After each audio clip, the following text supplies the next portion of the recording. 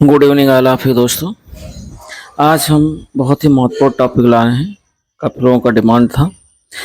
तो ये पेपर है कॉमर्स टीजीटी 2013। टीजीटी 2013 पेपर इसलिए लाया गया, सिलेबस इससे पहले पिछले वीडियो में हमने सिलेबस को कवर किया था। अब हम ये देखेंगे कि जो पिछले 4-5 सालों का पेपर हम देख लेंगे और उस पेपर में कहाँ से क्वेश्चन बनते हैं, किस किस टॉपिक से ज़्यादा क्वेश्चन आते हैं। तो जब तक पेपर एनालिसिस नहीं होगा तब तक क्लियर नहीं होगा। उसके बाद हम लोग टॉपिक वाइज टॉपिक जो है कवर करेंगे। तो सबसे पहले हम पिछले 4-5 सालों का पेपर देख ले रहे हैं। ये पेपर है हमारा 2013 का कॉमर्स टीजीटी का। इसमें हम लोग देखते हैं जो फर्स्ट क्वेश्चन है। फर्स्ट क्वेश्चन, टोटल क्वेश्चन इसमें 125 है। एक साइड में हिंदी में दिया हुआ है, एक साइड इंग्लिश में दिया हुआ है। हम लोग जो है हिंदी वाला कवर करेंगे। जिनको इंग्लिश में देखना है वो इंग्लिश वाला भी देख सकते हैं। तो इसमें हम लोग पहले पेपर को देखते हुए पहला क्वेश्चन जो है उसको देखते हैं। लिखा हुआ है कि लाभों के पुनर्निवेश का आशय क्या है। अर्थात जो लाभ हो उसको पुनः जो है इन्वेस्ट किया जाए, निवेश किया जाए। तो ये लाभों के पुनर्निवेश का आशय है कि व्यवसाय में आय का पुनर्निवेश, यानी जो भी इनकम हमें मिले तो उस इनकम को जो है हम पुनः जो है निवेश करें, इन्वेस्ट करें। तो इस हिसाब से इसका पहला ऑप्शन सही है। दो नंबर क्वेश्चन कह रहा है कि व्यवसाय का जो सामाजिक उत्तरदायित्व है वो ग्राहकों के प्रति भी है, सरकार के प्रति भी है, स्वयं के प्रति भी है। अर्थात इसमें जो राइट ऑप्शन होगा वो का डी होगा। नेक्स्ट हम लोग चलते हैं 3 नंबर क्वेश्चन। और 3 नंबर क्वेश्चन कह रहा है कि एक साझेदारी समझौता समाप्त हो जाता है। साझेदारी जो पार्टनरशिप है वो समाप्त हो जाता है कब? एक साझेदार का अवकाश ग्रहण करने पर। जो ही कोई भी पार्टनर अवकाश ग्रहण करेगा त्यों ही साझेदारी समाप्त हो जाएगी। एक साझेदार की मृत्यु होने पर भी साझेदारी समाप्त मानी जाती है। एक साझेदार के दिवालिया होने पर भी साझेदारी समाप्त मानी जाती है। अर्थात उपरोक्त डी, इसमें डी ऑप्शन आपका करेक्ट है। और ये पेपर 2013 का है। नेक्स्ट 4 नंबर क्वेश्चन का है कि गार्नर बनाम मर्रे नियम लागू होता है। यानी गार्नर बनाम मर्रे आप लोगों ने इंटर में भी पढ़ा है, बीकॉम में भी पढ़ा है। तो गार्नर बनाम मर्रे जो पार्टनरशिप में है उसमें कह रहा है नियम लागू होता है। कब लागू होता है? जब साझेदार दिवालिया हो जाएं, या सब साझेदार दिवालिया हो जाएं, या कुछ साझेदार। जब कुछ साझेदार दिवालिया होते हैं उस स्थिति में गार्नर बनाम मर्रे का नियम लागू होता है। तो इसमें राइट ऑप्शन सी होगा, कुछ साझेदार दिवालिया हों, क्योंकि बाकी सोत्सम साझेदार रहेंगे और वही जो है संस्था की हानि को पूर्ति करेंगे। नेक्स्ट क्वेश्चन हम लोग देखते हैं 5 नंबर कह रहा है कि प्रमाणन के अंतर्गत जांच की जाती है। प्रमाणन में किसकी जांच की जाती है? तो प्रारंभिक लेखा पुस्तकों की। जो भी प्रारंभिक लेखा पुस्तकें होती हैं सबसे पहले उन्हीं की जांच की जाती है। और आप लोग जानते हैं प्रारंभिक लेखा पुस्तकों में बहुत सी पुस्तकें आती हैं, जैसे कैश बुक है, परचेज बुक है, सेल्स बुक है। तो इन सब में हमें क्या करना है? प्रमाणन के अंतर्गत जांच की जाती है प्रारंभिक लेखा पुस्तकों की। 6 नंबर क्वेश्चन कह रहा है कि सार्वजनिक पूंजी कंपनी के अंश किसके द्वारा आवंटित किए जाते हैं। तो जो सार्वजनिक पूंजी कंपनी के अंश होते हैं वह संचालक मंडल द्वारा आवंटित किए जाते हैं। और 7 नंबर क्वेश्चन हमारा है। 7 नंबर क्वेश्चन कह रहा है कि एक साझेदारी फर्म के द्वारा वसूली खाता तैयार किया जाता है। यानी जो रियलाइजेशन अकाउंट है वो तैयार किया जाता है। कब तैयार किया जाता है? जब फर्म का विघटन हो जाता है। नहीं तो फर्म के विघटन के समय रियलाइजेशन अकाउंट बनाया जाता है। और इसमें निशान लगे हुए हैं, चूंकि पेपर पुराना है, पिछला जो है बहुत क्षतिग्रस्त हो रहा था पेपर। हमने का सोचा कि 2013 से ही शुरू किया जाए। उसके बाद जो है अगला क्वेश्चन है। अगला क्वेश्चन कह रहा है कि उस भारतीय का नाम बताइए जिसने अर्थशास्त्र में नोबेल प्राप्त किया। तो उस भारतीय का नाम है प्रोफेसर अमर्त्य सेन। प्रोफेसर अमर्त्य सेन को जो है अर्थशास्त्र में नोबेल पुरस्कार मिला हुआ है और ये भारतीय अर्थशास्त्री है। 9 नंबर क्वेश्चन कर रहा है इसमें कौन सा समीकरण सही नहीं है। हमें नहीं को कवर करना है, कौन सा सही नहीं है। तो क्रय प्लस प्रारंभिक स्टॉक माइनस विक्रय की लागत बराबर होता है अंतिम स्टॉक। ये सही है आपका। और प्रारंभिक रहतिया प्लस क्रय माइनस अंतिम स्टॉक बराबर होता है कास्ट ऑफ गुड्स सोल्ड, ये भी सही है। अगला है अंतिम स्टॉक प्लस विक्रय की लागत माइनस क्रय, तो जब क्रय घटाएंगे तो निकल के जो आएगा वो ओपनिंग स्टॉक, ये भी सही है। जो चौथा ऑप्शन हमारा है कि जो विक्रय की लागत माइनस अंतिम स्टॉक माइनस क्रय बराबर प्रारंभिक स्टॉक, ये गलत है और हमें क्या सही नहीं है उसी को टच करना है, तो इसका जो राइट ऑप्शन होगा वो डी होगा। नेक्स्ट क्वेश्चन हम लोग देखते हैं और अगला क्वेश्चन कह रहा है कि प्रबंधकीय नियंत्रण किया जाता है, जो मैनेजरियल कंट्रोल है तो कंट्रोल इज डन बाय, यानी किसके द्वारा जो है नियंत्रण किया जाता है, तो ये निम्न स्तरीय प्रबंधकों द्वारा भी, मध्य स्तरीय प्रबंधकों द्वारा भी और उच्च स्तरीय प्रबंधक द्वारा, अर्थात सभी स्तरीय प्रबंधकों द्वारा जो मैनेजरियल कंट्रोलिंग है उसको किया जाता है, तो राइट ऑप्शन इसका डी होगा। 11 नंबर कह रहा है कि सभी क्षमता जो अंशधारी होते हैं वह कंपनी के मालिक होते हैं, जो क्षमता अंशधारी होते हैं वो कंपनी के मालिक होते हैं। और नेक्स्ट क्वेश्चन जो हमारा 12 नंबर है, 12 नंबर क्वेश्चन कह रहा है कि एक सामान्य व्यवसाय के लिए साझेदारी फर्म में साझेदारों की जो न्यूनतम और अधिकतम संख्या होनी चाहिए, तो एक सामान्य व्यवसाय के लिए साझेदारी में साझेदारों की जो न्यूनतम संख्या है वो 2 होनी चाहिए और मैक्सिमम 20। फिलहाल जो ये 2013 का है, तो ये ध्यान रखिएगा कि मिनिमम 2 और मैक्सिमम जो है 20 होना चाहिए। ये साझेदारी फंड में साझेदारों की जो न्यूनतम और अधिकतम, अब जो अधिकतम संख्या है वो 50 हो गया है, ध्यान रखिएगा, जो कंपनी एक्ट 2013 आया है। अगला देखिए 13 नंबर क्वेश्चन कह रहा है कि विपणन के अंतर्गत अध्ययन किया जाता है, यानी मार्केटिंग के अंतर्गत किसका अध्ययन किया जाता है, तो विक्रय का या उपभोक्ता की संतुष्टि का या उपभोक्ताओं के क्रय संबंधी व्यवहारों का, उपरोक्त डी, तो राइट ऑप्शन डी है। इसमें सभी का विक्रय प्रबंध का, उपभोक्ता की संतुष्टि, जब उपभोक्ता संतुष्ट नहीं होगा तो मार्केटिंग का मतलब क्या है, और उपभोक्ताओं के क्रय संबंधी व्यवहार का, अर्थात जो राइट ऑप्शन है वो डी होगा। 14 नंबर क्वेश्चन कह रहा है कि निजी कंपनी के संचालक की जो न्यूनतम संख्या होती है वो कितनी होनी चाहिए, तो जो निजी कंपनी के संचालक हैं उनकी कम से कम 2 संख्या होनी चाहिए। 15 नंबर क्वेश्चन कह रहा है कि स्कंद विपणन एक स्थान है जहां पर क्या किया जाता है, जहां पर सूचित अंश एवं प्रतिभूति खरीदी और बेची जाती है, उसी को स्टॉक एक्सचेंज के नाम से जाना जाता है, और ये इसका राइट ऑप्शन बी विकल्प होगा। ये सारे क्वेश्चन दोस्तों आयोग के आंसर की से जो है मिलाए हुए आंसर हैं, ध्यान रखिएगा। श्रमिकों की कुशलता में जो वृद्धि होती है, तो वृद्धि होती है किससे, कार्य कुशलता मजदूरी पद्धति में, यानी राइट ऑप्शन 16 का बी है। और 17 नंबर क्वेश्चन कह रहा है कि जब किसी सार्वजनिक उद्योगों के शेयर को बाजार में बेचा जाता है तब इसे क्या कहा जाता है, तो जब जो पब्लिक लिमिटेड कंपनी होती हैं और उनके शेयर को जब मार्केट में बेचा जाता है तो उसे विनिवेश कहा जाता है। और 18 नंबर क्वेश्चन कह रहा है, 18 नंबर क्वेश्चन है कि देखिए कह रहा है सकल लाभ या हानि की राशि क्या होगी जब विक्रय की लागत 79,000 और विक्रय है 1,10,000, तो क्रय मूल्य 30,000 रुपया दे रखा है। अब हमें ये निकालना है कि इसमें जो है सकल लाभ होगा या हानि होगा, तो इसमें हम क्या करते हैं, कास्ट ऑफ गुड्स सोल्ड दिया है 79,000 और सेल्स दिया है, तो सेल्स में से कास्ट ऑफ गुड्स सोल्ड घटा देंगे, अर्थात जो हमें प्रॉफिट होगा वो निकल करके आ जाएगा 31,000 रुपये, अर्थात cost of goods sold sales minus cost of goods sold, 1,10,000 में 79,000 लेस करेंगे तो 31,000 रुपये ये आएगा, ये आपका प्रॉफिट होगा। 19 नंबर क्वेश्चन कह रहा है कि सेबी की स्थापना हुई और इसका प्रधान जो कार्यालय है, तो जो सेबी की स्थापना वो 1988 में हुई और इसका हेडक्वार्टर दोस्तों मुंबई में है, ध्यान रखिएगा।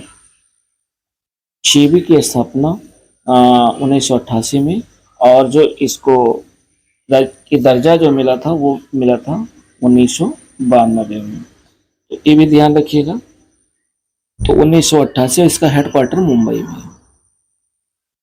नेक्स्ट क्वेश्चन हम लोग 20 नंबर देखते हैं और 20 नंबर क्वेश्चन कह रहा है कि भारत में व्यावसायिक उपक्रमों की संख्या सबसे अधिक है। तो जो भारत में व्यावसायिक उपक्रमों की जो संख्या है वो कहाँ पे सबसे ज़्यादा है, तो निजी सेक्टर में, यानी निजी क्षेत्र में सबसे ज़्यादा, यानी प्राइवेट सेक्टर में सबसे ज़्यादा है इसके व्यावसायिक उपक्रमों की संख्या। 21 नंबर क्वेश्चन कह रहा है कि सार्वजनिक व्यय के द्वारा आय का वितरण करना क्या कहलाता है, तो ये कहलाता है यानी सामाजिक सेवाएं। क्यों? क्योंकि सार्वजनिक जो व्यय होता है, सार्वजनिक व्यय के द्वारा जो आय का वितरण किया जाता है, यानी आय को डिस्ट्रीब्यूट किया जाता है, वो सामाजिक सेवाओं के लिए, जैसे रोड, स्वास्थ्य सुविधाएं, या जो है आप ये कह लीजिए मेडिकल सुविधाएं, इन सब में सब जो है खर्च किया जाता है। तो ये सामाजिक सेवाओं के अंतर्गत आता है। और नेक्स्ट क्वेश्चन हम लोग देखते हैं 22 नंबर। 22 नंबर कह रहा है कि सार्वजनिक कंपनी के संचालक को संयुक्त रूप से क्या कहा जाता है। जो सार्वजनिक कंपनी है उनके जो डायरेक्टर होते हैं उनको संयुक्त रूप से क्या कहा जाता है, तो उन्हें संयुक्त रूप से संचालक मंडल कहा जाता है। राइट ऑप्शन सी है। 23 नंबर कह रहा है विकेंद्रीकरण किया जाता है। विकेंद्रीकरण किया जाता है, 4 ऑप्शन दिए हुए हैं और इसमें पहला ऑप्शन है उच्चतम प्रबंध द्वारा, यानी उच्चतम प्रबंध द्वारा विकेंद्रीकरण किया जाता है। विकेंद्रीकरण का मतलब होता है फैलाव, उसको बढ़ाना, और केंद्रीयकरण का मतलब छोटे स्तर पर, यानी उसकी सीमा को एक निश्चित सीमा के अंदर रखना। विकेंद्रीकरण का मतलब होता है उसको फैलाना, बढ़ाना। तो ये होता है उच्चतम प्रबंध द्वारा। और जो नेक्स्ट क्वेश्चन है 24 नंबर कह रहा है कि निम्नलिखित में से किस लेखांकन अवधारणा के अनुसार व्यवसाय के लाभों को उनके द्वारा लगाई गई पूंजी तक लेनदार माना जाता है। ये क्वेश्चन है, तो ये इसका राइट ऑप्शन है बी, पृथक असतत अवधारणा के अंतर्गत। और नेक्स्ट 25 नंबर क्वेश्चन है। 25 नंबर क्वेश्चन कह रहा है कि बैंक दर होती है जिस पर यानी रिजर्व बैंक व्यापारिक बैंकों को ऋण प्रदान करता है। राइट ऑप्शन आपका डी विकल्प है। बैंक दर ध्यान रखिएगा, एक तो बैंक दर, एक होता है रेपो, और एक होता है रिवर्स रेपो, और एक होता है CRR यानी कैश रिजर्व रेशियो। इन तीनों में से एक नया क्वेश्चन यहाँ से बनता है। तो बैंक दर वो दर होती है जिस पर रिजर्व बैंक क्या करता है, व्यापारिक बैंकों को ऋण प्रदान करता है और उसके एवज में कुछ जो है शुल्क लेता है, उसे बैंक दर कहते हैं। नेक्स्ट 26 नंबर क्वेश्चन है। 26 नंबर कह रहा है कि एकाकी व्यापार उन व्यवसाय के लिए उपयुक्त नहीं है। किन व्यवसाय के लिए उपयुक्त नहीं है? जो एकाकी व्यापार है जो कि आकार में बहुत बड़े हैं। जब आकार में बहुत बड़े हैं वहाँ पर एकाकी व्यापार आवश्यक नहीं है, यानी उपयुक्त नहीं होता है। तो राइट ऑप्शन ये विकल्प होगा।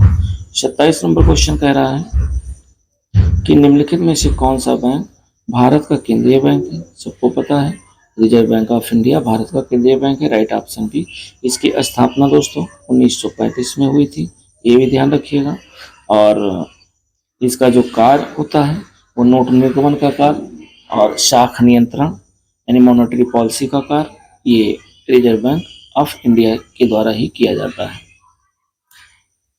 और नेक्स्ट है 28 नंबर क्वेश्चन कह रहा है कि ह्रास की किस विधि के अंतर्गत अस्थायी संपत्ति की राशि कभी भी घटकर शून्य नहीं होती। तो वो दोस्तों है ह्रासित शेष विधि, यानी ह्रासित शेष विधि में रिटर्न डाउन वैल्यू मेथड जो होता है उसमें जो डिप्रिसिएशन होता है वो कभी घटकर शून्य नहीं होती है। 29 नंबर क्वेश्चन कह रहा है कि एक साझेदारी समझौता हो सकता है किसके द्वारा। साझेदारी समझौता मौखिक भी होता है, लिखित भी होता है। तो राइट ऑप्शन आपका सी विकल्प है, मौखिक और लिखित दोनों। और नेक्स्ट 30 नंबर क्वेश्चन कह रहा है, 30 नंबर कह रहा है कि साझेदारी फर्म का पंजीयन जो होता है वह ऐच्छिक होता है, यानी अनिवार्य नहीं है, फिर भी करवा लेना चाहिए। जो भी पार्टनरशिप है उसका रजिस्ट्रेशन या पंजीयन अनिवार्य नहीं है, ऐच्छिक है। तो राइट ऑप्शन इसका डी विकल्प होगा। और 30 के बाद हम लोग 31 नंबर क्वेश्चन देखते हैं। 31 नंबर क्वेश्चन कह रहा है कि रोकड़ बही का जो शेष दिखाता है वो क्या दिखाता है। तो रोकड़ बही का शेष कुल उपलब्ध रोकड़, यानी हमारे पास कितना उपलब्ध है रोकड़, वही रोकड़ बही का शेष दिखाता है। और 32 नंबर देखिए, भारतीय स्टेट बैंक की स्थापना किस वर्ष हुई। ये 1955 में, और अगर RBI की पूछे तो 1935 में। अगला क्वेश्चन है 33 नंबर क्वेश्चन कह रहा है कि दो लगातार सामान्य सभाओं के बीच अधिकतम समय अंतराल कितना हो सकता है। तो दो लगातार जो सामान्य सभाएं होती है उनके बीच में अधिकतम 15 महीने का समय हो सकता है। 34 नंबर क्वेश्चन कह रहा है कि व्यक्तियों का आपसी संबंध से बना संघ जो है साझेदारी होता है। इन व्यक्तियों का आपसी संबंध से बना संघ साझेदारी होता है। तो इसमें सी ऑप्शन सही है, जब उसका उद्देश्य लाभार्जन के उद्देश्य व्यापार करना हो। यानी जब इसका उद्देश्य लाभार्जन के उद्देश्य व्यापार करना हो और इसमें कह रहा साझेदारी होता है, तो ये राइट ऑप्शन इसका सी विकल्प होगा। नेक्स्ट क्वेश्चन हम लोग देखते हैं और अगला क्वेश्चन है 35 नंबर कह रहा निम्नलिखित में से केंद्रीय प्रवृत्ति की जो माप नहीं है, तो बहुलक है, माध्य है, मध्यिका है। ये तीनों जो है केंद्रीय प्रवृत्ति की माप के अंतर्गत आते हैं, लेकिन सहसंबंध जो कोरिलेशन है वह केंद्रीय प्रवृत्ति की माप के अंतर्गत नहीं आता है। अब देखिए ये स्टैटिक्स का क्वेश्चन है, तो ये इस पेपर से ये एनालिसिस होता है कि कहाँ कहाँ से क्वेश्चन बनते हैं, कौन कौन बुक से ज़्यादा क्वेश्चन बनते हैं, कौन कौन टॉपिक से ज़्यादा क्वेश्चन बनते हैं, ये देखने को मिलेगा। 36 नंबर क्वेश्चन कह रहा है कि एक व्यवसाय प्रारंभिक स्टॉक को लागत से 10% अधिक पर मूल्यांकित करता है। यदि प्रारंभिक स्टॉक का मूल्य 27,500 रुपये है, 500 रुपये लिखा हो, तो उसकी लागत हमें कास्ट निकालनी है। कास्ट कितना होगा, तो चूंकि 10% है तो सीधे सीधे आप निकाल दीजिए कि 27,500 गुणे 100 अपान 110, अर्थात 10 जुड़ जाएगा। हमें चूंकि लागत निकालनी है, तो जब हम कास्ट निकालेंगे तो हमारा ये हो जाएगा 27,500 और गुणे 10 अपान 100 में 10 जोड़ेंगे तो 110। 10 से 1 0 कट जाएगा, इसको काट दीजिए तो ये हो जाएगा 11 दूना 22 और 5 11 5 55, अर्थात ये हो जाएगा हमारा 25,000। चूँकि 27,500 है तो 25,000 इसकी लागत आ जाएगी। और 36 के बाद हम लोग 37 नंबर क्वेश्चन देखते हैं। 37 नंबर क्वेश्चन कह रहा है कि तलपट के भीतर दिखाया गया अदत्त जो वेतन होता है वह दिखाया जाता है। तो कहाँ दिखाया जाता है, आर्थिक चिट्ठी के दायित्व पक्ष में। यदि पूछ ले कि तलपट के भीतर यदि अदत्त जो है मजदूरी है, तो वो भी आर्थिक चिट्ठी के दायित्व पक्ष में। यदि तलपट के अंदर अदत्त जो है पूर्वदत्त वेतन है, वो पूर्वदत्त वेतन है, तो आप जो है आर्थिक चिट्ठी की संपत्ति में दिखाएंगे। इसी तरीके यदि अदत्त शब्द जुड़ा हुआ हो तलपट के अंदर है, तो ऐसी चीज को आर्थिक चिट्ठी की जो संपत्ति से रिलेटेड हो संपत्ति में, जो दायित्व से रिलेटेड हो दायित्व में डालेंगे। तो राइट ऑप्शन आपका इसमें सी विकल्प होगा। 38 नंबर क्वेश्चन कह रहा है कि एक सार्वजनिक कंपनी में अंशधारियों का जो दायित्व होता है वह सीमित होता है। तो सीमित होता है कहाँ, अंश के अंकित मूल्य तक, यानी अंश की जो फेस वैल्यू होगी, अंकित मूल्य होगा, उसके वैल्यू तक जो है दायित्व सीमित होते हैं। तो ये हो गया 38। 45 नंबर क्वेश्चन कह रहा है कि चार्टर्ड अकाउंटेंट जो होते हैं वह एक पेशेवर अंकेक्षण होते हैं। तो राइट ऑप्शन इसका सी विकल्प है। 40 नंबर कह रहा है निम्नलिखित में से कौन कंपनी का सबसे जो है महत्वपूर्ण प्रलेख है। तो दोस्तों पार्षद सीमा नियम कंपनी का सबसे महत्वपूर्ण जो है ये प्रलेख होता है। तो राइट ऑप्शन इसका ए विकल्प होगा। और 41 नंबर क्वेश्चन कह रहा है कि निम्नलिखित में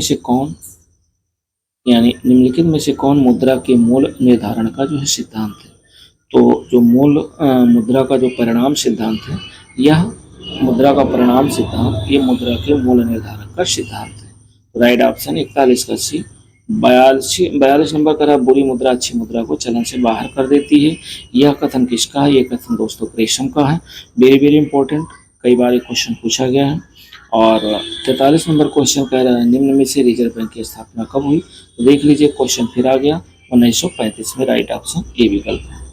ये पता पेपर दिखाने का मतलब यही है कि देख लीजिए पेपर कहाँ से क्वेश्चन बन रहे हैं और किस टाइप से क्वेश्चन बन रहे हैं। ये 2013 का जो है पेपर है, जिसमें 13 में जो है जो पेपर हुआ था। और अगला है 44 नंबर क्वेश्चन है।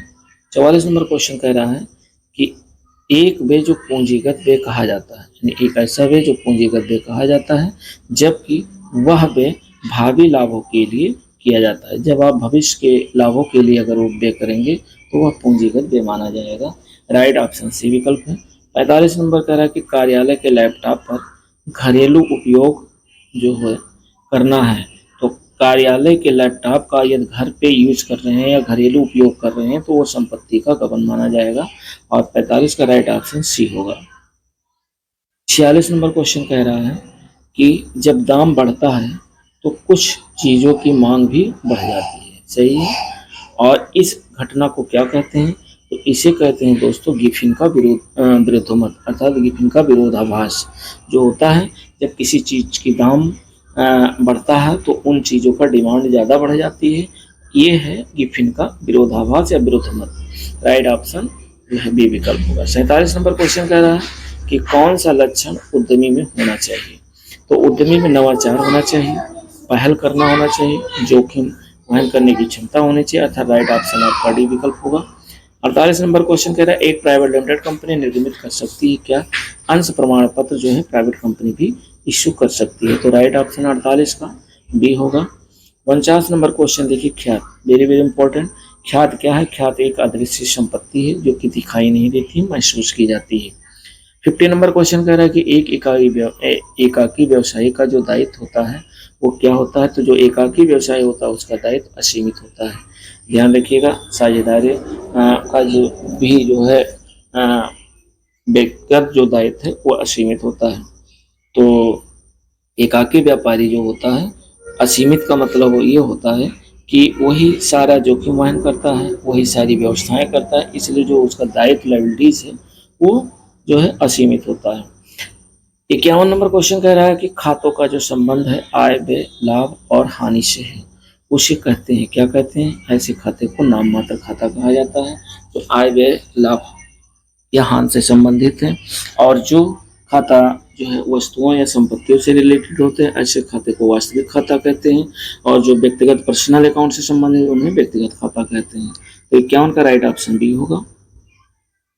और 52 नंबर क्वेश्चन कह रहा है कि एक छोटे एकाकी व्यापार को सामान्यतया जो है अंकेक्षण की आवश्यकता नहीं होती है, राइट है, नहीं होती, क्योंकि वैधानिक रूप से ये अनिवार्य नहीं है, अगर चाहे तो वो ऑडिट करवा सकता है।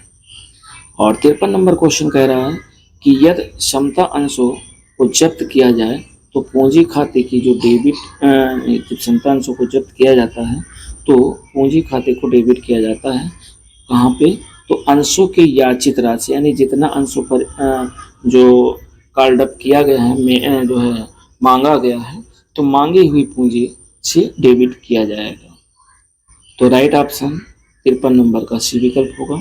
54 नंबर क्वेश्चन हम लोग देखते हैं। 54 नंबर कह रहा है कि सार्वजनिक क्षेत्र के उपक्रम स्थापित करते समय, यानी सार्वजनिक क्षेत्र के जो उपक्रम है वो स्थापित करते समय क्या उद्देश्य होता है, तो इनका उद्देश्य होता है सार्वजनिक कल्याण, यानी सभी का कल्याण हो, राष्ट्रीय हित में हो और श्रमिक का कल्याण हो, यानी इन तीनों उद्देश्यों के लिए किया जाता है, इसलिए जो इसका राइट ऑप्शन है वो डी विकल्प है। और 55 नंबर क्वेश्चन कह रहा है इनमें से कौन सी संपत्ति अस्थायी संपत्ति नहीं है, तो देखिए भवन आपके अस्थायी संपत्ति, फर्नीचर अस्थायी, मशीनरी अस्थायी है, लेकिन जो रोकड़ है वो अस्थायी नहीं है, बल्कि ये जो है करंट एसेट के अंतर्गत, और करंट में भी लिक्विड एसेट के अंतर्गत आती है, यानी तरल संपत्ति के अंतर्गत आती है। 56 नंबर क्वेश्चन देखिए लेखा पुस्तकों की जांच करना अंकेक्षण का उद्देश्य होता है, कौन सा उद्देश्य होता है, यानी लेखा पुस्तकों की जांच करना अंकेक्षण का मुख्य उद्देश्य होता है, राइट ऑप्शन बी विकल्प होगा। और इसके साथ 57 नंबर क्वेश्चन कह रहा है कि डेबिट बराबर होता है क्रेडिट के, तो ये लेखांकन में हमेशा सदैव सत्य होता है, राइट ऑप्शन जो है सी विकल्प है। और 57 के बाद हम लोग 58 नंबर क्वेश्चन देखते हैं। 58 नंबर कह रहा है कि एक फर्म में साझेदारों की अधिकतम संख्या निर्धारित की गई है, तो एक फर्म में जो है साझेदारों की अधिकतम संख्या का कोई सीमा नहीं है, न्यूनतम 2 होनी चाहिए और अधिकतम का कोई उल्लेख नहीं अनुबंध अधिनियम के द्वारा, साझेदारी अधिनियम के द्वारा, आयकर अधिनियम के द्वारा, यानी इनमें से कोई नहीं। चूंकि जो एक साझेदारी में साझेदारों की अधिकतम संख्या निर्धारित की गई है वो कंपनी अधिनियम में की गई है, कंपनी अधिनियम के अंतर्गत की गई है। तो ये ध्यान रखिएगा, अगर इसमें ये दिया होता कंपनी अधिनियम के अंतर्गत तो राइट वो आंसर आपका सही हो जाता, इसलिए डी विकल्प होगा। 59 नंबर कह रहा है जब सिक्के की धात का मूल उसके अंकित मूल से कम होता है तो ऐसे सिक्कों को क्या कहा जाता है? ऐसे सिक्कों को सांकेतिक मुद्रा के नाम से जाना जाता है। यानी जब सिक्के की धातु का मूल अंकित है, मान लीजिए कोई भी सिक्का है और उस पे अंकित है 500 रुपये, 500 रुपये और उस यानी धातु का मूल उसके अंकित मूल से कम है और 500 रुपये अंकित है, लेकिन अगर इस धातु को गलाकर बेचा जाए तो ये मात्र जो है 200 का बिकेगा या 250 का बिकेगा, यानी अंकित मूल से कम इसकी वैल्यू है। तो ऐसे सिक्के को सांकेतिक मुद्रा के नाम से जाना जाता है, यानी राइट ऑप्शन 59 का बी विकल्प होगा। अब हम लोग देखते हैं 60 नंबर क्वेश्चन, और 60 नंबर क्वेश्चन कह रहा है कि किसी स्पष्ट समझौते के अभाव में साझेदारों को प्राप्त होता है, क्या प्राप्त होता है? लाभ हानि में बराबर हिस्सा। यानी अगर कोई जो है समझौता नहीं किया गया है तो जो भी प्रॉफिट होगा या लॉस होगा उसमें साझेदारों को जो वितरण होगा वो लाभान जो होगा वो बराबर वितरण किया जाएगा। और 61 नंबर जो क्वेश्चन कह रहा है उसको हम लोग देख लेते हैं। कह रहा है चालू अनुपात यानी करंट रेशियो 2.4:1 है, चालू दायित्व 20,000 है, तो चालू संपत्ति की राशि क्या होगी? हम जानते हैं कि करंट असेस्ट जो रेशियो हमारा होता है, यानी करंट रेशियो जो होता है, यानी करंट रेशियो इसका फार्मूला होता है current asset upon current liabilities. अब क्या दिया है? चालू अनुपात दिया है, करंट रेशियो दिया हुआ है, और तो करंट रेशियो कितना है? 2.4/1 कर देंगे, अनुपात 1 है, और इधर करंट असेस्ट हमें निकालना है और ये करंट लायबिलिटीज कितनी है? 20,000 है। तो 20,000 है तो करंट असेस्ट बराबर क्या हो जाएगा? यानी करंट असेस्ट बराबर 2.4 को 20,000 से गुणा कर दो, यानी 24 दूनी 48, 48,000 हो जाएगा। तो 48,000 जो इसका बनेगा वह करंट असेस्ट बनेगा, ये राइट ऑप्शन बी विकल्प होगा 48,000। नेक्स्ट हम लोग क्वेश्चन 62 नंबर देखते हैं कि निम्नलिखित में से किस संस्था को अनिवार्य अंकेक्षण कराना होता है? तो देखिए सहकारी संस्थाओं को कराना होता है, जीवन बीमा कंपनियों को, ट्रस्ट को, यानी उपरोक्त डी, इन सभी को जो है अनिवार्य रूप से ऑडिट कराना जो है आवश्यक है। नेक्स्ट हम लोग 63 नंबर क्वेश्चन देखते हैं, और 63 नंबर क्वेश्चन कह रहा है कि जो तलपट है, तलपट बनाकर जांच की जाती है। व्यापार की तरलता की स्थिति, व्यापार के वित्तीय परिणाम, व्यापार में क्रय एवं विक्रय की राय, लेखांकन प्रविष्टियों की गणितीय शुद्धता, ये इसका राइट ऑप्शन है 63 नंबर का डी विकल्प है। निम्नलिखित में से कौन सा कथन गलत है? ये हमें छापना। साझेदारी में साझेदारों की संख्या न्यूनतम 3 होती है, ये गलत है। न्यूनतम संख्या 2 होती है, तो पहला ही गलत मिल गया, तो राइट ऑप्शन 64 का ए विकल्प होगा। और हम लोग देखते हैं 65 नंबर क्वेश्चन। 65 नंबर क्वेश्चन कह रहा है 65 नंबर कह रहा है कि निम्नलिखित में से कौन सा कार्य केंद्रीय बैंक का कार्य नहीं है? तो देखिए विदेशी विनिमय कोषों का संरक्षण करता है, नोट निर्गमन का एकाधिकार ये भी कार्य करता है, शाख जो है अंतिम ऋणदाता का भी कार्य करता है, शाख निर्माण ये व्यापारी बैंकों का कार्य है। यदि ये होता कि शाख नियंत्रण, तो शाख जो नियंत्रण है वो आरबीआई का महत्वपूर्ण कार्य है, लेकिन ये शाख निर्माण है, ये कंफ्यूजन करने वाला क्वेश्चन है, ये ध्यान रखिएगा। राइट ऑप्शन इसका सी है, ये केंद्रीय बैंक यानी आरबीआई का कार्य शाख निर्माण का नहीं है। शाख नियंत्रण होता तो होता, बाकी तीनों आरबीआई के कार्य हैं। अगला हम लोग देखते हैं कि वाणिज्य में जो शामिल होता है, क्या शामिल होता है? व्यापार एवं उसके सहायक क्रियाएं। तो व्यापार एवं उसकी सहायक क्रियाएं शामिल होता है। देखिए व्यवसाय के अंतर्गत 2 चीजें आती हैं, एक तो वाणिज्य आता है, दूसरा उद्योग आता है, और वाणिज्य में व्यापार और व्यापार के सहायक जो है शामिल किए गए हैं। तो राइट ऑप्शन जो है डी विकल्प होगा 66 का। 67 नंबर क्वेश्चन कह रहा है कि मुद्रा प्रसार के दौरान मुद्रा का जो मूल होता है वो घट जाता है। प्रसार का मतलब होता है फैलाव, जब मुद्रा मार्केट में बहुत ज़्यादा आ जाएगी तो जो उसका मूल होगा वो घट जाएगा, तो राइट ऑप्शन बी होगा। और 68 नंबर क्वेश्चन कह रहा है कि किसको वैधानिक सभा करने की आवश्यकता नहीं होती है? तो दोस्तों एक एकाकी व्यापारी को और एक साझेदारी फर्म को, एक सहकारी समिति को, इन तीनों लोगों को जो है वैधानिक सभा आयोजित करने की आवश्यकता नहीं होती है। तो इसमें जो राइट ऑप्शन होगा 68 का वो होगा डी विकल्प। 68 के बाद हम लोग 69 नंबर क्वेश्चन पे देखते हैं कि जनसंख्या सिद्धांत का प्रतिपादन किसने किया था। वेरी वेरी इंपॉर्टेंट, ये माल्थस के द्वारा किया गया था। और 70 नंबर क्वेश्चन कह रहा है कि सार्वजनिक क्षेत्र में उपक्रमों का जो स्वामित्व है वो किसका होता है। तो जो सार्वजनिक क्षेत्र में उपक्रम होते हैं उन पर जो स्वामित्व का जो अधिकार होता है वो सरकार का होता है। तो राइट ऑप्शन डी होगा। 71 नंबर कह रहा है कि अधिकार अंशों का जो आशय है उन अंशों से होता है जिन्हें कंपनी के विद्यमान अंशधारियों को निर्गमित किया जाता है। यानी कंपनी के जो मौजूदा शेयर होल्डर्स होते हैं उनको राइट शेयर इश्यू किए जाते हैं। तो ये ध्यान रखिएगा, इसका राइट ऑप्शन जो है 71 का डी होगा। और उसके बाद 72 नंबर क्वेश्चन कह रहा है कि व्यावसायिक संगठन का सबसे जो प्राचीन स्वरूप है वह है एकाकी व्यापार। और तो राइट ऑप्शन सी होगा। 73 नंबर क्वेश्चन कह रहा है नैतिक जांच की जाती है। नैतिक जांच संस्था के कर्मचारियों द्वारा की जाती है। राइट ऑप्शन बी है, बी विकल्प है। और 74 नंबर क्वेश्चन कह रहा है कि एक प्राइवेट लिमिटेड कंपनी में सदस्यों की जो न्यूनतम संख्या होती है, तो प्राइवेट लिमिटेड कंपनी में सदस्यों की जो न्यूनतम संख्या होती है वो 2 होती है। राइट ऑप्शन बी विकल्प है।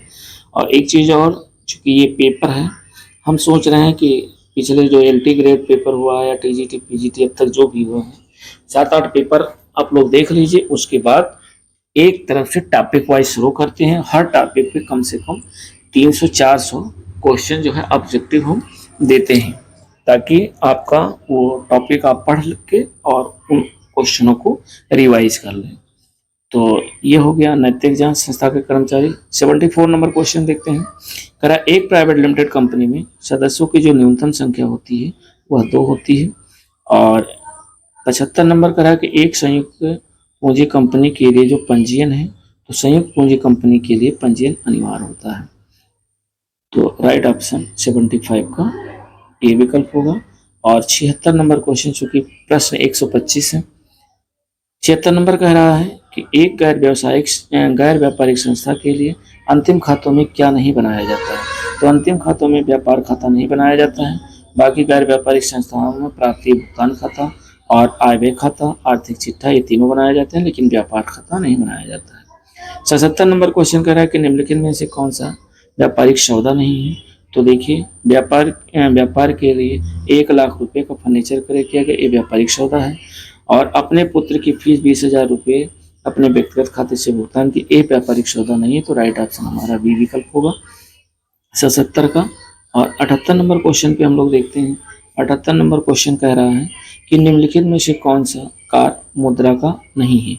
तो वस्तु को वस्त्र से बदलना ये मुद्रा का कार्य नहीं, ये वस्त्र विनिमय का कार्य है। वस्त्र विनिमय में एक वस्त्र देकर दूसरी वस्त्र प्राप्त की जाती है, अर्थात वस्तु को वस्त्र से बदलना ये जो है वस्त्र विनिमय में किया जाता है, ना कि मुद्रा का कार्य है। बाकी मुद्रा का कार्य देख लेते हैं। मूल्य का संचय करना, विनिमय का माध्यम, अस्वीकृत भुगतानों का आधार, ये तीनों मुद्रा के कार्य हैं, लेकिन ए विकल्प मुद्रा का कार्य नहीं है। और यही पूछ रहा है, तो राइट ऑप्शन 78 का ये होगा। 79 नंबर कह रहा है कि कंपनी की जीवन काल में वैधानिक सभा होती है केवल एक बार। कंपनी के जीवन काल में जो पूरे जीवन में जो है वैधानिक सभा एक बार होती है। तो राइट ऑप्शन 79 का ए विकल्प होगा। 80 नंबर क्वेश्चन कह रहा है कि किसी साझेदार की मृत्यु हो जाने पर संयुक्त जीवन बीमा पॉलिसी से प्राप्त रकम किस रूप में साझेदारों के पूंजी खाते में क्रेडिट की जाती है। तो ये होता है दोस्तों सभी साझेदारों के लाभांश विभाजन अनुपात में। यानी साझेदार की मृत्यु जब होती है, संयुक्त बीमा पॉलिसी का जो पैसा होता है उससे जो रकम मिलती है उस रकम में साझेदारों के पूंजी खाते में क्रेडिट किया जाता है। और चूंकि सभी साझेदारों के लाभांश विभाजन अनुपात में क्रेडिट किया जाता है। तो राइट ऑप्शन 80 का ए विकल्प होगा। 81 नंबर क्वेश्चन देखते हैं। इनमें से कौन सा चालू दायित्व नहीं है। तो देखिए, बैंक ओवरड्राफ्ट चालू दायित्व, दत्त वेतन चालू दायित्व, देय बिल चालू दायित्व, लेकिन जो ऋण पत्र है ये चालू दायित्व नहीं है, बाकी ये फिक्स लायबिलिटीज मानी जाती है। तो ये जो है अस्थाई दायित्व है। तो 81 का बी विकल्प होगा। 82 नंबर क्वेश्चन कह रहा है लेखांकन का मूल सिद्धांत लाने वाला, लेखांकन का मूल सिद्धांत लेने वाला डेबिट तथा देने वाला क्रेडिट लागू होता है कहाँ लागू होता है? ये व्यक्तिगत खाते में लागू होता है, पाने वाले को डेबिट और देने वाले को क्रेडिट। तो ये हो गया। और देखते हैं 83 नंबर क्वेश्चन, यानी तो 82 का राइट ऑप्शन सी है। 83 नंबर क्वेश्चन देखते हैं कि एक साझेदारी फर्म कोष धन नहीं प्राप्त कर सकती है, किसके द्वारा? बैंक ऋण से प्राप्त कर सकती, सरकारी ऋण से, साझेदारों से ऋण, लेकिन ऋण पत्र जारी करके वो जो है ऋण नहीं प्राप्त कर सकती है। तो 83 का राइट ऑप्शन सी होगा। 84 नंबर कह रहा है कि उत्पादन के कारकों में सबसे अधिक जो नाशवान होती है वो क्या है? तो सबसे अधिक नाशवान श्रम है, श्रम नाशवान है। तो 84 नंबर का जो राइट ऑप्शन है वो बी विकल्प है।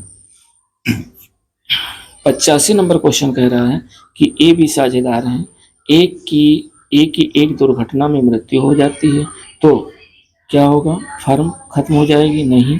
साझेदारी समाप्त हो जाएगी? नहीं। फर्म और साझेदारी दोनों समाप्त हो जाएंगी। यानी ए भी साझेदार है और एक की दुर्घटना में मृत्यु हो जाती है, अब एक ही साझेदार बचेगा तो फर्म तो समाप्त ही हो जाएगा और फर्म और साझेदारी अर्थात दोनों समाप्त हो जाएगी। तो राइट ऑप्शन 85 का सी होगा। 86 नंबर का है कि कंपनी के परिवर्तन में शामिल होता है, क्या शामिल होता है? विचारों की खोज, प्रस्ताव की विस्तृत जांच, उत्पादन के कारकों को इकट्ठा करना, अर्थात राइट ऑप्शन डी विकल्प उपरोक्त सभी। 86 का जो राइट ऑप्शन है वो डी होगा। 87 नंबर क्वेश्चन, सामान्यतः देश का आम बजट संसद में प्रस्तुत किया जाता है, किसके द्वारा? ये भी क्वेश्चन देखिए 13 में पूछा गया था, वित्त मंत्री के द्वारा। कुछ क्वेश्चन जो है इकोनॉमिक के हैं वो करंट आते हैं, तो वो जब टॉपिक हम लोग शुरू करेंगे तो उसमें बताएंगे फिलहाल। और चूँकि करंट आते हैं। और अगला जो है 88 नंबर क्वेश्चन कह रहा है, 88 नंबर कह रहा है कि माल्थस के अनुसार भोजन की जो पूर्ति बढ़ती है वह अंकगणितीय वृद्धि के रूप में बढ़ती है। जिस तरीके से अंकगणित में वृद्धि होती है उस तरीके से जो है भोजन की पूर्ति बढ़ती है। 89 नंबर क्वेश्चन कह रहा है कि अवलोकन एवं सर्वेक्षण अनुसंधान विधियों से संग्रहित जो आंकड़े होते हैं वो प्राथमिक आंकड़े होते हैं जो पहली बार इकट्ठा किए जाते हैं। तो राइट ऑप्शन 89 का ए विकल्प है। चारों विकल्प इसलिए नहीं पढ़ रहे क्योंकि 125 क्वेश्चन कवर करने हैं, वीडियो बहुत ही लंबा हो जाएगा। 90 नंबर क्वेश्चन कह रहा है कि रॉबिन्सन के अनुसार जो अर्थशास्त्र है वह एक सामाजिक विज्ञान भी इन्होंने बताया था और एक व्यक्तिगत विज्ञान भी बताया था, अर्थात राइट ऑप्शन सी विकल्प होगा, ए और बी दोनों रॉबिन्स के अनुसार। तो 90 का सी विकल्प होगा। 91 कह रहा है लघुकार राशि बराबर होती है, यानी शॉर्ट वर्किंग जो होती है वह बराबर होती है, क्या किसके बराबर होती है? तो वो होती है शॉर्ट वर्किंग बराबर मिनिमम रेंट और minus royalty. Minimum rent minus जो रॉयल्टी होती है वो उसके बराबर होता है। तो राइट ऑप्शन आपका 91 का सी विकल्प हो जाएगा, न्यूनतम किराया माइनस अधिकार शुल्क।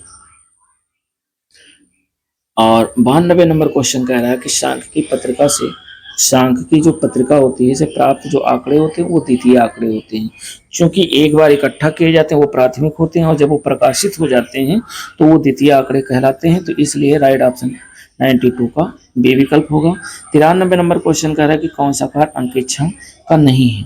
तो देखिए कपट को ढूंढना और रोकना ये ऑडिटर का कार्य है, गणितीय शुद्धता की जांच करना ये भी है, अशुद्धियों को ढूंढना और रोकना ये भी है।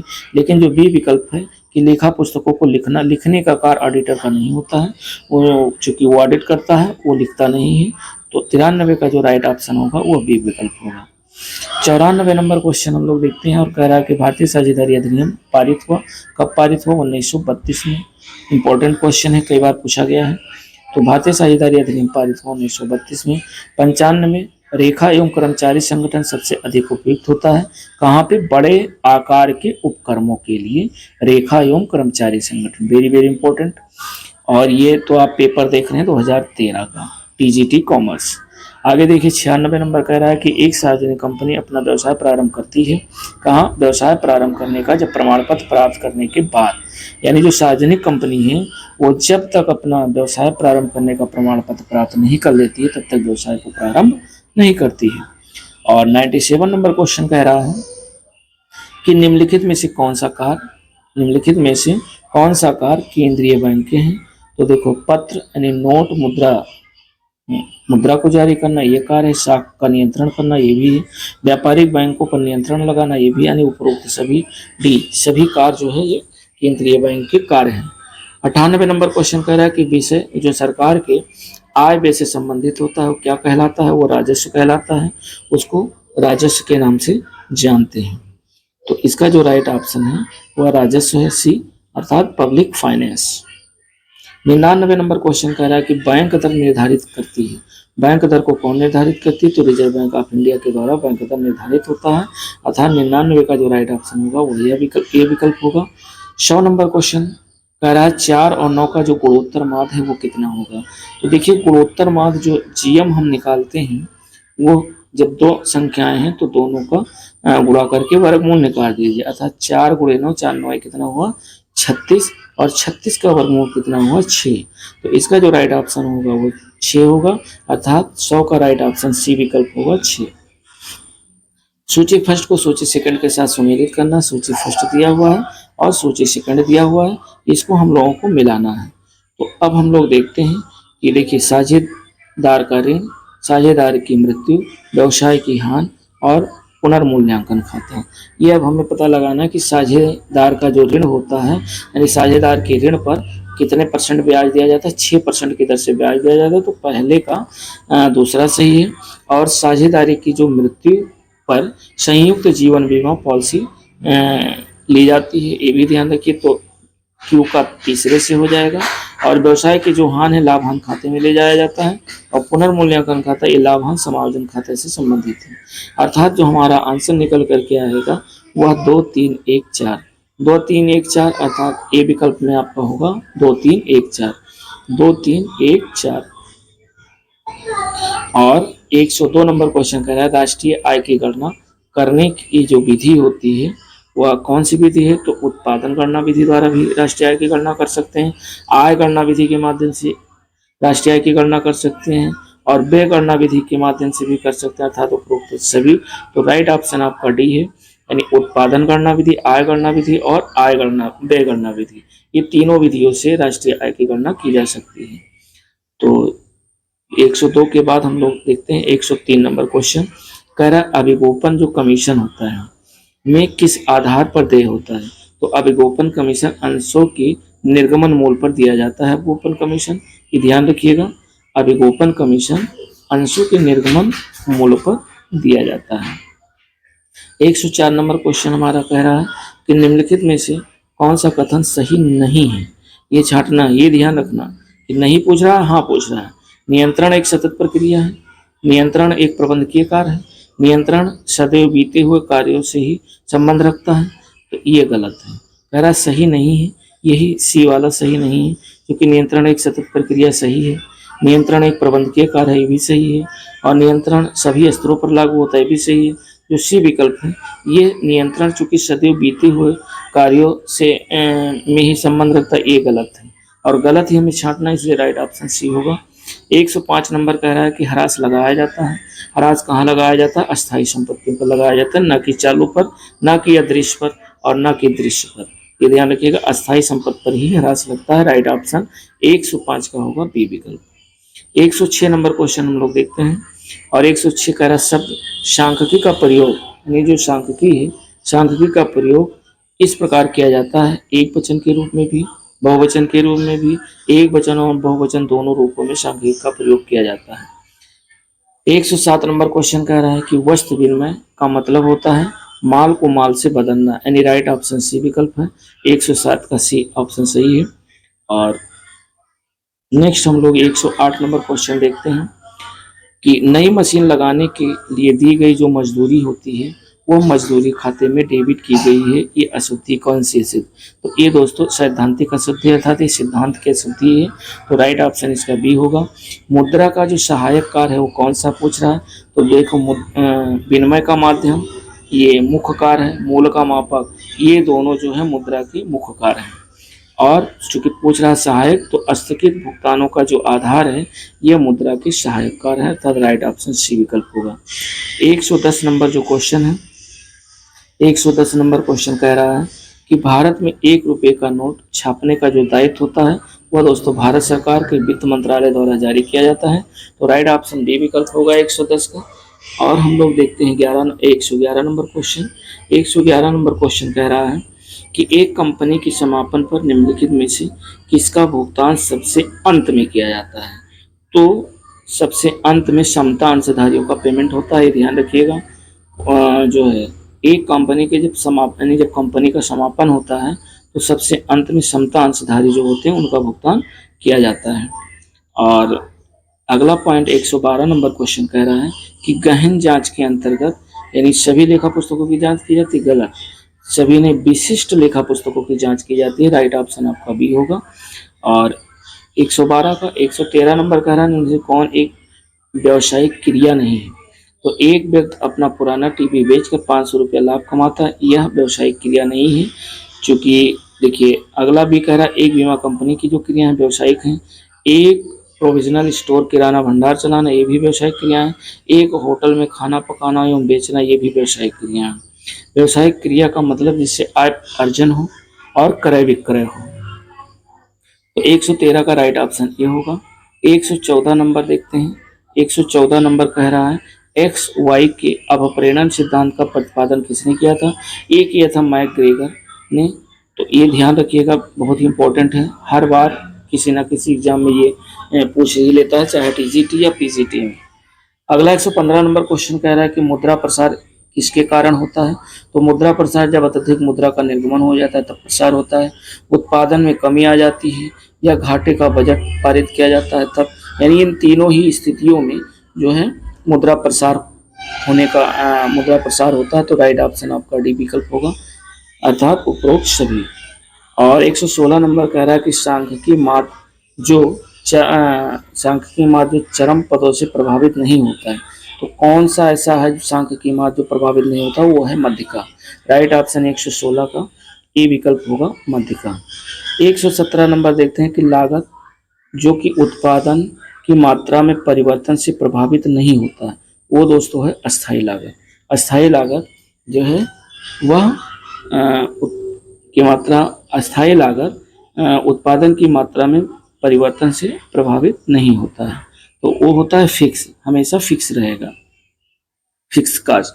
अगला है 118 नंबर करा शुरू में विकेंद्रीकरण के कारण, यानी विकेंद्रीकरण का मतलब मशीनीकरण या फैलाव। तो क्या है, करा शुरू में विकेंद्रीकरण के कारण जो बेरोजगारी है वो बढ़ती है। तो राइट ऑप्शन 118 का ये होगा। 119 नंबर कह रहा है कि एक सार्वजनिक कंपनी के संचालक मंडल का जो चुनाव है वो कौन करता है। तो वो करता है समता अंशधारी करते हैं। और नेक्स्ट हम लोग देखते हैं 120 नंबर फीफो और लीफो। जो फीफो और लीफो मूल्यांकन की विधियां हैं, फीफो और लीफो, ये कह रहा है अस्थायी संपत्ति है या विनियोगों की है। तो यह निर्गमित कच्चे सामग्री की विधियां हैं। फीफो और लीफो यह स्टॉक मूल्यांकन की विधियां अर्थात निर्गमित कच्चे माल की विधियां हैं। 121 नंबर कह रहा है रिकार्डो प्रसिद्ध है किसके लिए। तो रिकार्डो दोस्तों लगान सिद्धांत इन्होंने दिया था, इसके लिए प्रसिद्ध हैं। राइट ऑप्शन सी विकल्प होगा। 122 नंबर कह रहा है कि आधुनिक अर्थशास्त्र का पिता किसे कहा जाता है। तो आधुनिक अर्थशास्त्र का पिता एडम स्मिथ को कहा जाता है, जिन्होंने जो है वेल्थ ऑफ नेशन पुस्तक लिखी थी। और आगे देखते हैं 123 नंबर कह रहा है एक साझेदारी फर्म का जो निर्माण है वो किया जाता है इसके द्वारा, अनुबंध के द्वारा। 124 नंबर कह रहा है एक अंकेक्षक होता है और रखवाली करने वाले कुत्ते के समान होता है। और तो इसका राइट ऑप्शन 124 का होगा जो है बी विकल्प। और लास्ट क्वेश्चन है 125 नंबर।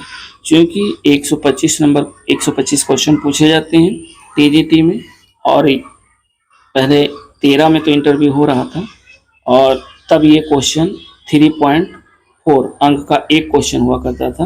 क्योंकि अब इंटरव्यू टीजीटी से हट गया तो अब ये क्वेश्चन पूरे 4 मार्क्स का है।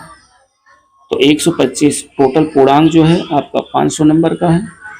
और लास्ट 125 नंबर क्वेश्चन हम लोग देखते हैं कि 13, 8, 11, 6, 4, 15, 2, 18 समअंकों की मध्यिका पूछ रहा है। तो हम सबसे पहले देखेंगे कि सम है कि विषम है, और दूसरी चीज़ इन्हें आरोही या अवरोही क्रम में लिखेंगे। तो 2, तो 4, तो 6, तो 8 ये सम है, पदों की एक संख्या सम है। सबसे पहले हम आरोही क्रम में लिखेंगे, अर्थात 2, 4, 6, 8, 11, 13, 15, 18 इस तरीके से लिखेंगे। और उसके बाद में जब चूंकि मध्यिका है, सम है, तो सम का फार्मूला होता है n जो है n+1